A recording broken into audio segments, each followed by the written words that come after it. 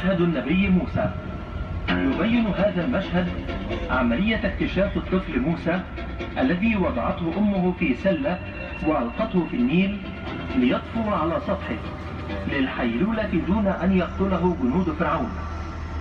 وقد اكتشف أحد أفراد أسرة فرعون الطفل فأخرجوه من الماء وتربى ونشأ في بيت الأسرة الملكية المصرية.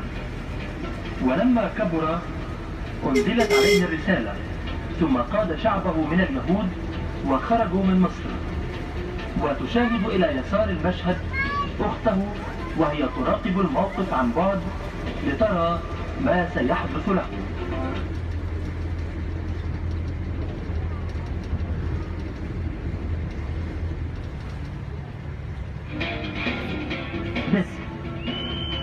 كان لهذا الإله القزم الغريب الشكل مكانة كبيرة عند المصريين، وكان يعتقد أنه يحمي الناس من الثعابين والعقارب، وكان يعتبر حاميا للنساء أثناء الوضع، وكان بصفة عامة إله السرور والمتعة من كل نوع.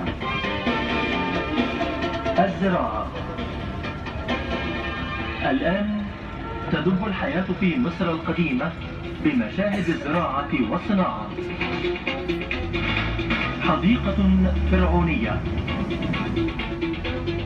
هنا يستمتع النبيل هو وزوجته بالهواء المنعش في مقصورة حديقتهم ويلعبان لعبة يلعبها شخصان اسمها سينت ويكون في الوقت الحاضر. الفلاحة. حرث الأرض هو أول عملية لتجهيز الأرض وإعدادها للزراعة. ونشاهد أمامنا الفلاح ممسكا بالمحرات الخشبي البسيط يجره الثوران.